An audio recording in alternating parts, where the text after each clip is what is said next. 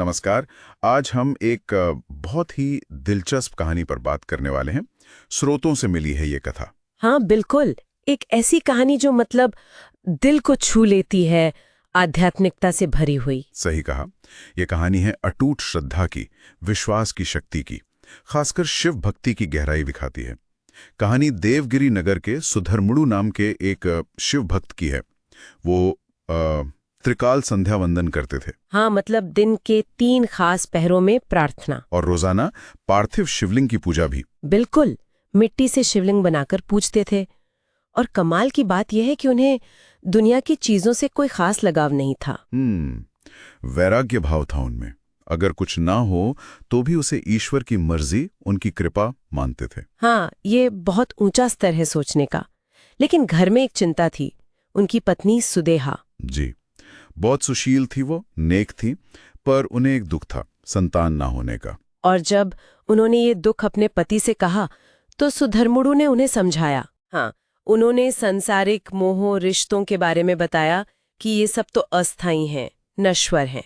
मतलब कौन किसका है यहाँ, सब स्वार्थ से जुड़े हैं और फिर बिछड़ जाते हैं, ऐसा उनका मानना था। बिल्कुल। लेकिन सुदेहा का मन कहाँ मानता। उन्हें समाज के ताने भी तो सुनने पड़ते थे। हाँ, शायद किसी ने बांझ तक कह दिया होगा। ये बातें बहुत चुभती हैं। बहुत ज्यादा। तो इसी दुख में उन्होंने पति से कहा कि आप दूसरा विवाह कर लें। उनकी इच्छा बस इतनी थी कि घर में बच्चा हो, कोई उन्हें माँ कह सके, भले ही वो बच्चा दूसरी पत्नी से हो। पति ने, सुधरमुड़ु ने समझाने की कोशिश की।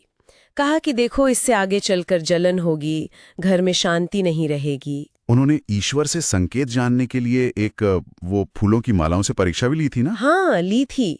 और उससे संकेत यही मिला कि शायद उन दोनों के भाग्य में एक साथ संतान सुख नहीं है। लेकिन पत्नी की जिद थी तो सुधरमुड़ु को मानना पड़ा। हाँ मान गए वो। और उन्होंने सुदेहा की छोटी बहन घुष्मा से विवाह कर लिया। शिवलिंग बनाना 101 रोज, बाप रे। हाँ रोजाना बनाकर उनकी पूजा करके फिर पास के सरोवर में विसर्जित कर देना। कमाल है, ये निष्ठा तो देखिए। और यही निष्ठा काम आई। करीब 3 साल तक उन्होंने ये साधना की। कहते हैं लगभग 1 लाख शिवलिंग पूजन हो गया। 1 लाख? जी। और तब उनकी इस अटूट भक्ति से भगवान शिव प्रसन्न हुए और उन्हें एक पुत्र रत्न की प्राप्ति हुई। तो घर में खुशी आई, सुदेहा भी खुश हुई होंगी। हाँ, शुरू में तो सुदेहा भी बच्चे को देखकर बहुत खुश थी, उसे प्यार करती थी। पर यहाँ कहानी में एक दुखद मोड़ आता है ना? हाँ, यहीं से चीजें बिगड़ने लगती हैं।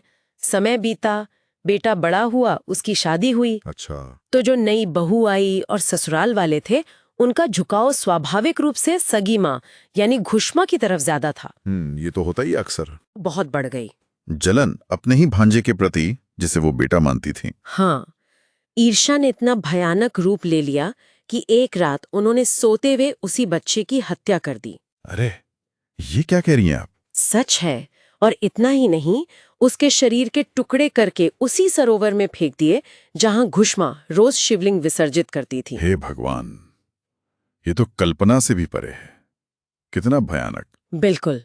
लेकिन यहीं पर घुष्मा की भक्ति की, उनके विश्वास की, क्या कहूं, पराकाष्ठा देखने मिलती है। कैसे? अगली सुबह जब बहू रोती बिलखती आई, उसने ये सब बताया, तब भी घुष्मा अपनी सुबह की शिव पूजा में शांत बैठी रहीं। शांत?